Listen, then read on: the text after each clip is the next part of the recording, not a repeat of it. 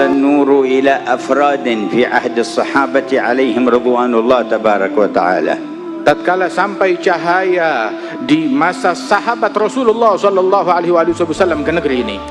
ولم يزالوا أفرادا لا ظهور لهم حتى مرت القرون وأذن الله بظهور هذا الدين. Dan senantiasa ada sosok-sosok individu tertentu dari umatnya Rasulullah di tempat ini yang mana berabad-abad tidak dikenal keberadaan mereka hingga dimunculkan oleh Allah Subhanahu wa taala keberadaan dan jasa mereka tersebut di antara umat. واكتمل إشراق هذا النور وظهور هذا الخير حتى دخل الناس في دين الله أفواجا ملوكا ورعية في عهد أمثال هؤلاء الأولياء التسعة. Dan senantiasa kebaikan Allah Ta'ala menyebar dengan pesat, dengan luas di negeri ini hingga Allah Subhanahu Wa Ta'ala sempurnakan kebaikan tersebut dengan menyebarnya agama Islam, terutama di zamannya secara masif, di zamannya para wali-wali, terutama para wali songo yang agung tersebut. ومن بعد القرن السادس والسابع الهجريين دخلت إندونيسيا في تاريخها مدخلا مشرقا مضيئا منيرا.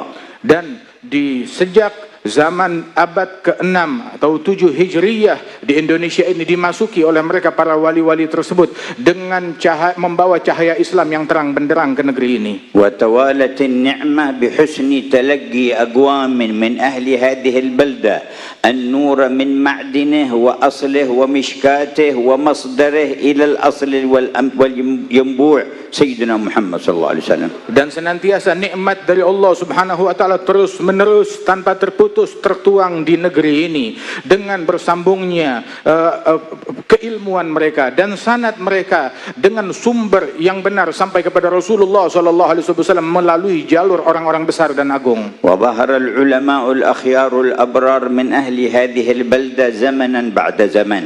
Hingga muncul para ulama dan kaum salihin yang mulia di negeri ini zaman demi zaman dengan demikian banyaknya.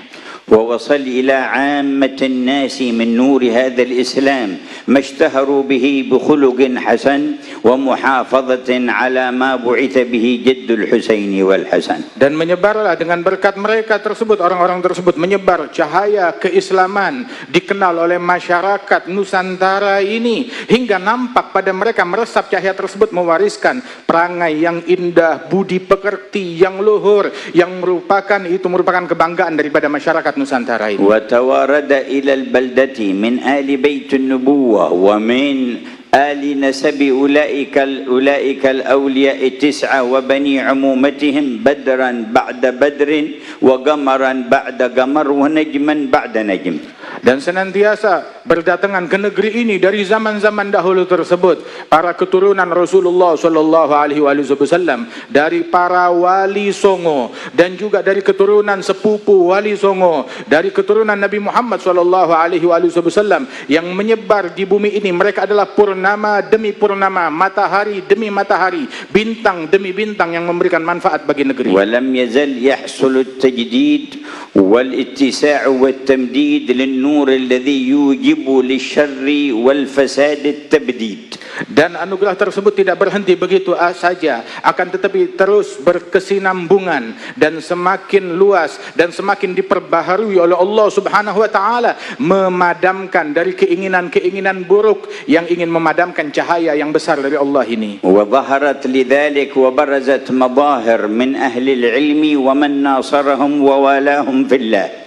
Sehingga muncul daripada anugerah tersebut di dalam keberadaan para ahli ilmu, para ulama, para aulia wassalihin di negeri kita demikian banyaknya. كمثل ما تأسست نهضة العلماء على يد كياهي أشعري عليه رحمة الله ومن معه من أهل العلم النافع والسند الصحيح. Seperti daripada berdirinya Nahdlatul Ulama yang didirikan oleh Kiai Hashim Asy'ari dan juga para ulama-ulama yang bersama beliau yang memiliki keilmuan yang bermanfaat di dalam memberikan keberkahan, kebaikan dan manfaat bagi umat ini. وحرروا البلاد من تسلط الكفار عليهم بغير حق. Dan mereka turut berperan di dalam memerdekakan negeri ini dari penjajahan kufar yang menjajah negeri ini.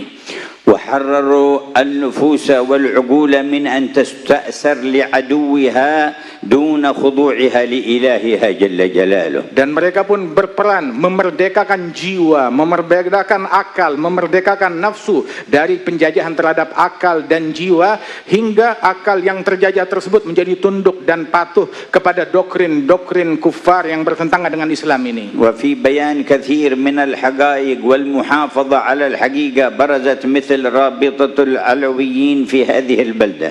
Sehingga di dalam memunculkan daripada hakikat dan keilmuan dan adab dan akhlak tersebut, berdirilah seperti Ar-Rabithah Al-Alawiyah di negeri ini.